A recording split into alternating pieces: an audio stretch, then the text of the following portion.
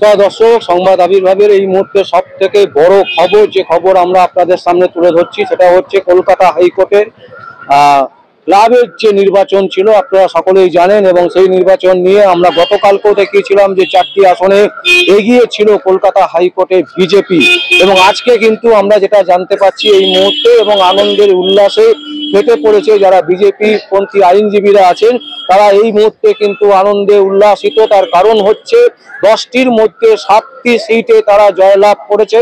এবং এই মুহূর্তের সব থেকে বড় খবর কলকাতা হাইকোর্টে, এটা হচ্ছে ক্লাবের নির্বাচনে 10টি আসনের মধ্যে 7টি আসনে তারা জয়লাভ করেছে।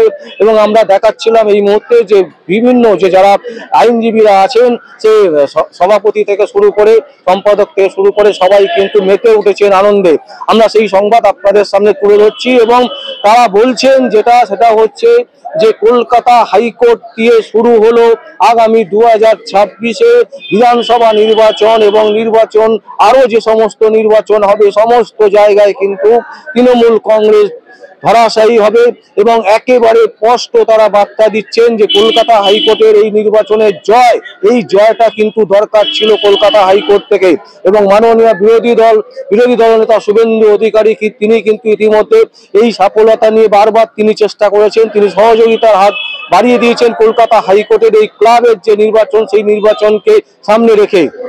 তো আজকে এই মুহূর্তে যেটা সব থেকে বড় খবর, কলকাতা হাইকোর্টের ক্লাবের যে নির্বাচন সেই নির্বাচনে 10টি আসনের মধ্যে 7টি আসনে কিন্তু জয়লাভ করেছে বিজেপি, এবং বাকি 3টি অন্যান্য, তার মধ্যে তৃণমূল একটা পেয়েছে।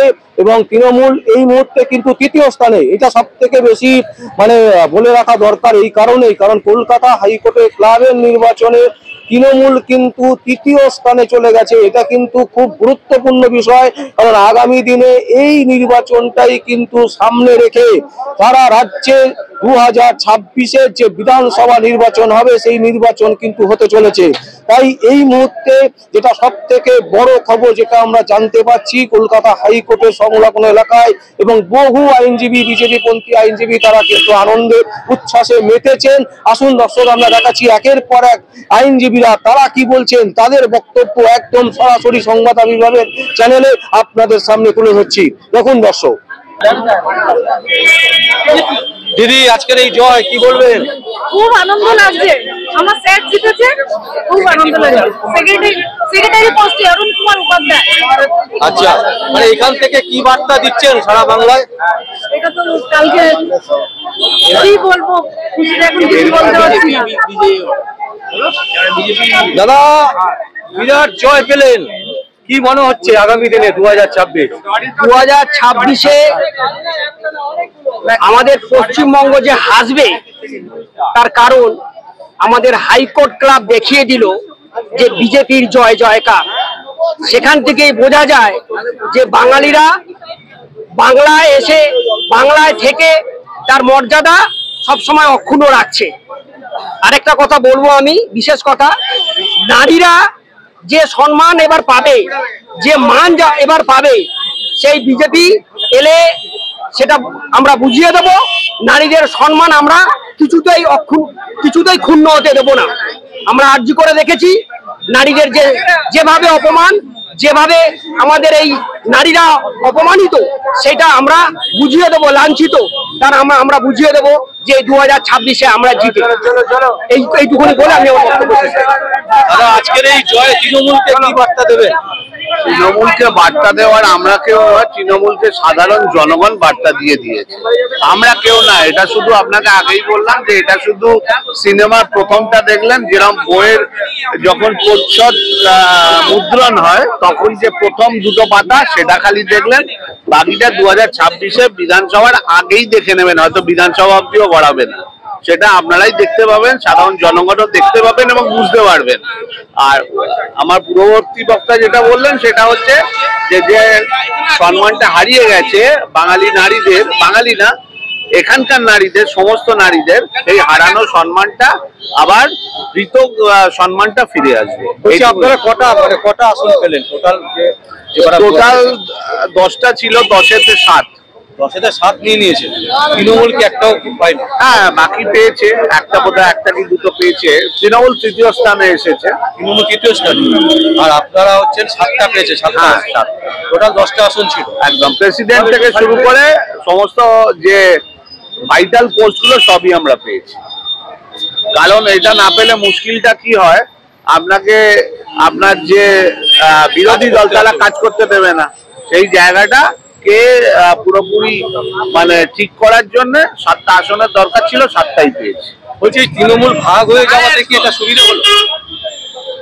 দেখুন, যারা পরাজিত হয় তারা অনেক কিছু বলে, আর যারা জেতে তাদের ব্যাপারটা আলাদা হয়। এবার পরাজিতদের আর্তনাদ আগেও ছিল, আজও আছে, কালও থাকবে। এবার যে যখন পরাজিত হয় তাদের তো একটা আর্তনাদ থাকেই। এবার সেই আর্তনাদটা কোন আকারে প্রকাশ হবে সেটা যারা পরাজিত হচ্ছে তারাই বলতে পারবে। মানে জিতেছি এটাই বড় কথা। এটাই বড় কথা। 2026 এখান থেকেই একটাই তো আপনার প্রবাদ বাক্য আছে, মুকদ্দার কা সিকান্দার। তো সিকান্দার না হলে তার তো কোনো লাভ নেই, তো সেটাই হয়েছে।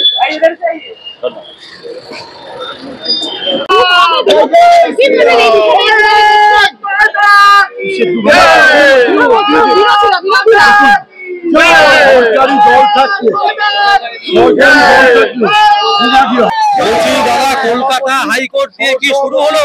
কলকাতা হাইকোর্টের এই জয় নতুন বছরের মুখে গোটা ভারতের কাছে সেই ইঙ্গিত বহন করছে যে পশ্চিমবঙ্গে পরিবর্তন সূচনা হয়ে গেছে।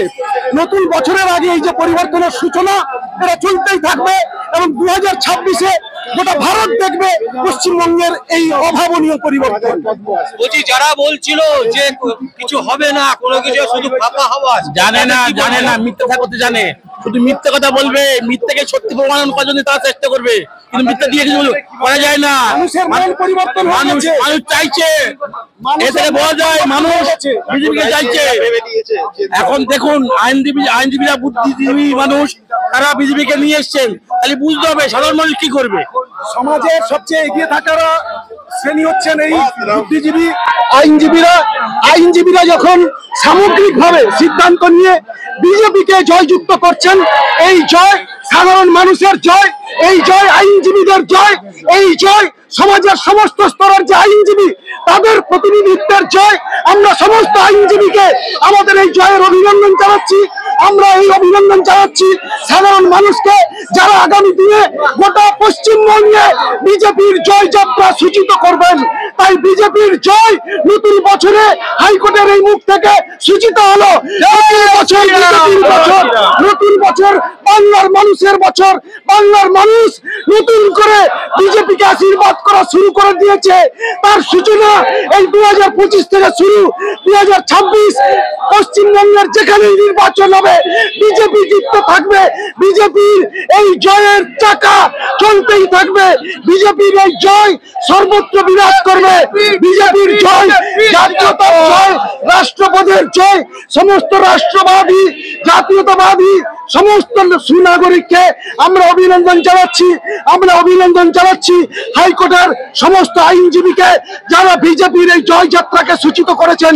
পশ্চিমবঙ্গে বিজেপির এই জয়যাত্রা পরিবর্তনের জয়যাত্রা, যে সংকল্প সাধারণ মানুষ নিচ্ছেন তার প্রতিফলন এই বিজেপির জয়ের মাধ্যমে সূচিত হয়েছে। তাই সবাইকে অভিনন্দন। 2026-এ আমরা যে বাংলায় হাসি ফুটবে, বাংলার মানুষ কাজ করে, বাংলায় ঘরে ঘরে প্রতিটা নারী তার মান করে, সম্মান করে। এই তার আমরা বাংলায় আমরা হাইকোর্টে জিতে বুঝিয়ে দিলাম যে আমরা আগামী দিনে 2026-এ আমরা আসবো। আমাদের আসতেই হবে, তার কারণ আমাদের এই বাংলাকে বাঁচাতে আমাদের এই যুদ্ধ করতেই হবে। দাদা কি বলবেন? এই বিরাট জয়, এই হাইকোর্ট আমাদের বুদ্ধিজীবী আইনজীবীদের ভোট থেকে একটাই জিনিস বুঝবেন যে গোটা রাজ্যে মানুষ কি ভাবছে। এইখানে তৃণমূল তাদের নেত্রী মমতা বন্দ্যোপাধ্যায়, তাদের নেতা অভিষেক ব্যানার্জি এবং জোড়া ফুলের চিহ্ন দিয়ে ভোটে নেমেছিল। তারা পরাস্ত হয়নি, শুধু তারা থার্ড হয়েছে। কিন্তু যারা ওইসব ছবি ব্যবহার করেনি তাদের সঙ্গে আমাদের কন্টেস্ট হয়েছে। এর দ্বারা বোঝা যায় 2026-এর বিধানসভা ইলেকশনে রাজ্যের মানুষ কি ভাবছে, কারণ ওইসব ছবি টবি বর্তমান শাসক দলের মানুষ আর মানছে না, খাচ্ছে না। মানে ছবি আর চলবে না, ওই ছবি চলবে না, ওই ছবি মানুষ 26-এ ঠিক করে রেখেছে। হাইকোর্ট ক্লাবের ইলেকশনে সেটা মাত্র পদধ্বনি শোনালো, এই পদধ্বনি সবাই এবারে শুনতে পাবে গোটা রাজ্যে।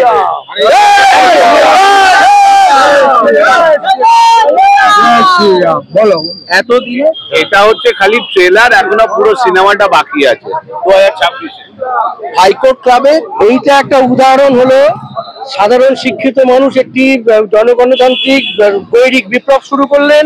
এই বিপ্লব সারা পশ্চিমবঙ্গে ছড়িয়ে পড়বে এবং এই গৈরিক বিপ্লব বা এই যে স্বৈরাচারী অত্যাচারী শাসন আর পশ্চিমবঙ্গের মুখে বসে রয়েছে, এটাকে উৎখাত করে দেবে। এই কথাটা আপনারা লিখে নিন, 2026-এ মিলিয়ে দেবেন। জয় শ্রীরাম, জয় শ্রীরাম। দীর্ঘদিন কলকাতা হাইকোর্ট ক্লাবের যে অপশাসন চলছিল, সেই অপশাসন থেকে আমরা বেরিয়ে আসতে পেরেছি, এটাই হচ্ছে সবচেয়ে বড় কথা। এই জয়লাভ, আমাদের বিজেপির যে জয়লাভ হয়েছে, এটা সবচেয়ে বড় জয়লাভ এবং আগামী দিনে এর প্রতিফল যেটা আমরা দেখতে পাবো বা প্রতিফলন দেখতে পাবো, সেটা বিধানসভা নির্বাচনে। ধন্যবাদ। দাদা কি বলবেন? বিরাট জয়। সুষ্ঠু স্বাভাবিক ক্লাব চলবে, আগের সেই ক্লাবের কনসেপ্ট উড়ে গেল। এখন ভদ্র সভ্য মানুষজন সবাই মিলে এসে, তাতে সেখানে কোনো পলিটিক্যাল পার্টি বা কোনো কারোর দায়বদ্ধতা নেই, সবাই আসবে, সব পার্টির লোক আসবে, সুস্থভাবে একটা ক্লাব চলবে। এটাই এই জয়ের মধ্যে দিয়ে আমরা প্রতিষ্ঠা করলাম। এবং ছবিগুলো ব্যবহার করা হয়েছিল, এগুলো কি ব্যবহার করা যায় কলকাতা হাইকোর্টে ক্লাবের নির্বাচনে? এটা তো কোন নির্দিষ্ট দলীয় কার্যসূচি এর ভিতরে আমার মন্তব্য না করাই বেটার। তবে হ্যাঁ, কলকাতা হাইকোর্টে আমরা সবসময় নিরপেক্ষ থাকার চেষ্টা করেছি, এখনো করছি এবং ভবিষ্যতেও করবো, এটুকু বলতে পারি। কেউ যদি তার এতে আসে, কেউ যদি তার রুচিতে সে যার দলীয় নেতৃত্বকে ব্যবহার করতে চায়, সেটা তার সম্পূর্ণ নিজস্ব ব্যাপার এবং সেটা মোটেই প্রশংসনীয় নয়।